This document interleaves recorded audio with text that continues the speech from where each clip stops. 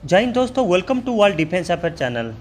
दोस्तों, आज से अगर 10 साल पहले की बात करते हैं तो पूरे दुनिया में गिने चुने देश के पास फाइटर एयरक्राफ्ट और लड़ाकू टैंक थे।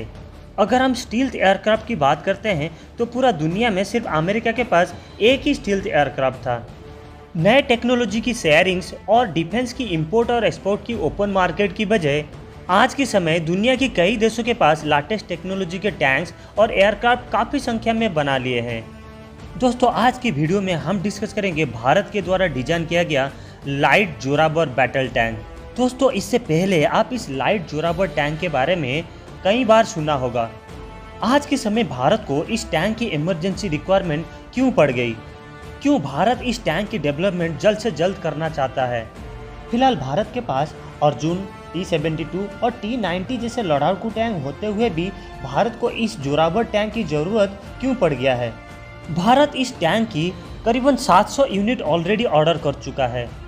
दोस्तों, वीडियो शुरू करने से पहले अगर अभी तक चैनल को सब्सक्राइब नहीं किया है तो प्लीज़ सब्सक्राइब कर ले। इससे आपको इंडियन डिफेंस की रियल एनालिसिस मिलता रहेगा।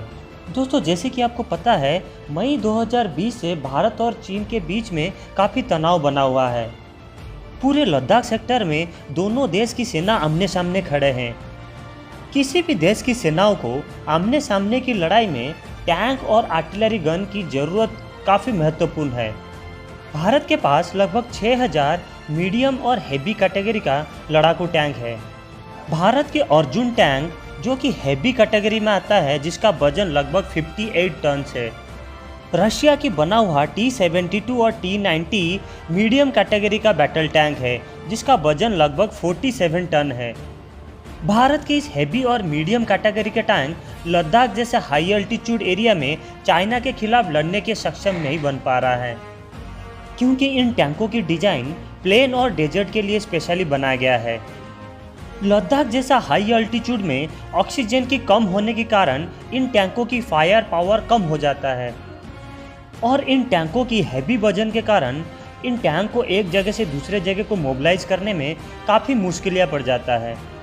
फिलहाल भारत ने K9 वज्रा हाउजर गन को स्पेशल मॉडिफिकेशन करके लेह और लद्दाख की एक्सट्रीम अल्टीट्यूड एरिया में चीन के खिलाफ डिप्लॉय किया हुआ है। चीन ने अपना टाइप 15 लाइट टैंक को गलवान वैली की एक्सट्रीम हाइट्स में डिप्लॉय करके रखा हुआ है। चीन के पास लगभग 500 टाइप 15 लाइट टैंक्स है। चीन ने इस लाइट टैंक्स की और भी प्रोडक्शन कर रहा है। हाई अल्टीट्यूड में लाइट टैंक्स की मोबिलिटी और फायर पावर हेवी टैंक से काफ़ी ज़्यादा होता है। भारत को लद्दाख सेक्टर, उत्तराखंड, तवांग और अरुणाचल प्रदेश की पहाड़ी क्षेत्रों में इस टैंक की सख्त जरूरी है। भारत की LAC पर चीन के आग्रेशन को देखते हुए भारत ने इस टैंक के ऑर्डर को बढ़ा दिया है। इस लाइट टैंक का नाम जोरावर टैंक इसलिए रखा गया है, जनरल जोरावर सिंह खुल्लारिया 1841 की मिलिट्री एक्सपेडिशन में तिब्बत की फोर्स को हरा के कैलाश मानसरोवर के ऊपर पहुंच गए थे। 1841 और 42 के बीच में डोगरा तिब्बतन वार और सिनो-सिख वार लड़ा गया था। उस लड़ाई में जनरल जोरावर सिंह खुल्लारिया ने लद्दाख के ऊपर जीत हासिल की थी। यह लाइट टैंक DRDO के द्वारा अंडर डेवलपमेंट प्रोजेक्ट में है। डिफेंस सोर्स के मुताबिक इसका प्रोडक्शन की कॉन्ट्रैक्ट L&T को मिल सकता है। भारत सरकार ने इस टैंक की प्रोडक्शन को जल्द से जल्द यानी 2024 की एंड तक कंप्लीट करना चाहता है। इस टैंक की वजन लगभग 25 टन होगा, जिसमें कम से कम 3 क्रू मेंबर्स की रहने की सुविधाएं होंगे, जिसमें ऑटोमेटिक टैंक सेल लोडिंग की फैसिलिटीज़ रहेगा। इस टैंक के अंदर जो फ्यूल इस्तेमाल होगा वो कन्वेंशनल टैंक की जैसा नहीं होगा। इसकी fuel system special high altitude area में काम करने के लिए बनाया जाएगा। इस टैंक की complete design special high altitude की रिक्वायरमेंट के हिसाब से बनाया जाएगा। भारत ने इस लाइट डिजाइन टैंक की चेसिस के ऊपर दूसरे कॉम्बैट आर्मर्ड प्लेटफॉर्म बनाने की प्लान कर रहा है। भारत ने कई सारे टैंक मैन्युफैक्चरर को इस डिज़ाइन की डेवलपमेंट के लिए पार्टनरशिप बनाने जा रहा है।